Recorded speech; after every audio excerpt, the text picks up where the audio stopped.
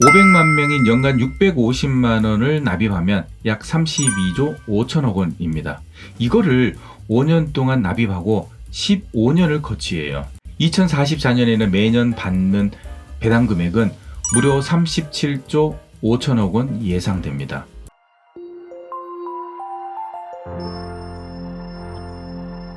안녕하세요. 해외금융 읽어주는 남자 행남TV입니다. 소변 한 방울도 아껴서 수출하자 수출 주도의 경제체제가 본격적으로 뿌리를 내리기 시작한 것은 1960년대부터입니다. 수출만이 살 길이라는 마음으로 온 국민이 외화벌이에 매달리던 시절이었습니다. 과거 한국 수출은 먹여 살린 효자 품목들을 보면 다양한데요. 심지어 소변까지 해외로 팔 정도였습니다. 사람의 소변에서 수출하는 유로키나제는 중풍치료제의 원료였기 때문입니다. 현재는 자동차, 반도체와 같은 품목들을 앞세워 한국은 세계 최고의 수출 강국 중 하나가 됐습니다. 오늘 주제는 미래 한국의 외화벌이 품목 중에서 해외금융으로 삼성 같은 회사가 만들어진다면 어떻다고 생각이 드세요? 해행남이 상상력을 발휘해 보겠습니다. 제 채널을 보시면서 궁금한 점 있으시거나 상담을 원하시면 언제든지 아래로 연락을 주세요. 원양산업은 1960년에서 1970년대 많은 외화를 벌어들여 경제발전의 1등 공신으로 꼽혔습니다. 그러나 우리 원양업은 1990년대 초반까지 누렸던 전성기를 뒤로한 채 쇠퇴의 길을 걷고 있습니다. 2000년대 초반에는 한국 여성 골퍼들이 외화벌이 1등 공신으로 꼽혔고 2009년에는 한국 군단이 한 해 해외에서 벌어들인 외화가 무려 327억 원에 이르는 것으로 집계됐습니다.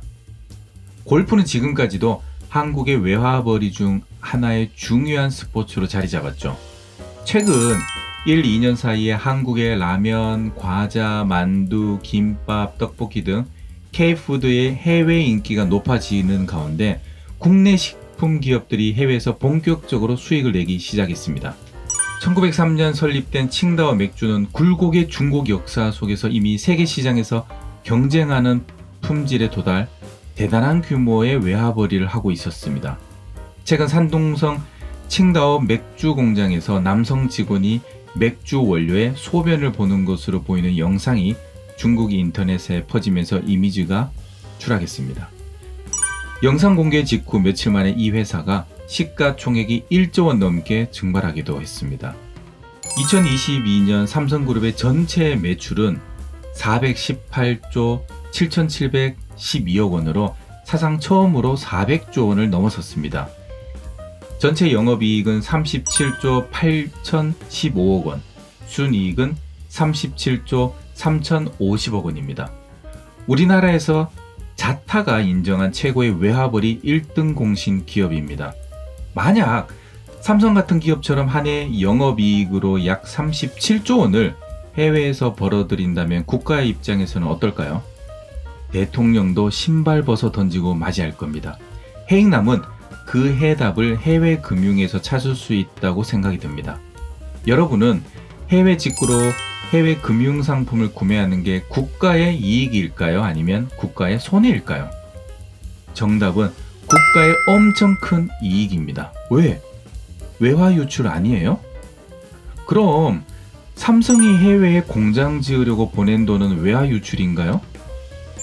현재 해외에서 만든 제품으로 삼성의 큰 이익으로 돌아오고 있죠. 즉, 초기에는 외화 유출인 것처럼 보이지만 결국에는 한국으로 외화 유입이 된 셈이죠. 국가의 큰 이익입니다. 해외 금융도 마찬가지로 한국인들이 초기에는 홍콩이나 해외로 외화 송금을 합니다. 결국엔 배당을 받아서 생활비를 써야 하는데 어디서 쓰나요? 당연히 한국으로 다시 받아서 사용합니다. 이처럼 개미들이 모여서 배당으로 받는 금액이 삼성이 한 해 영업이익만큼 벌어들인다면 이 또한 최고의 외화벌이가 아닌가요? 그래서 제가 시뮬레이션을 돌려봤습니다. 500만 명인 연간 650만 원을 납입하면 약 32조 5천억 원입니다. 이거를 5년 동안 납입하고 15년을 거치해요. 삼성이 해외에 반도체 공장 세우려고 토지 사고 인허가 받고 공장 세우고 양상품 나오는 거라 생각하면 되겠네요. 2044년에는 매년 받는 배당 금액은 무려 37조 5천억 원 예상됩니다. 환율 추세가 10년마다 100원씩 상승했기에 1달러 환율을 1,500원으로 계산한 겁니다.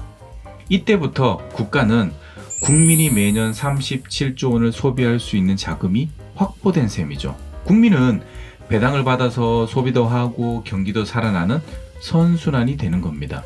그것도 달러로 매년 배당을 받게 되니 해외 금융상품이 외화벌이 1등 공신이 될 수 있습니다. 물건을 만들어서 판매하는 행위만 외화벌이가 아닙니다. 해외 금융도 외화벌이의 좋은 도구가 될 수 있다는 해익남의 생각이었습니다. 세상에는 영원한 우등생이 없는 것 같습니다. 가장 가난한 나라에서 발전 국가를 만들고 선진국으로까지 올라선 우리나라도 마찬가지입니다.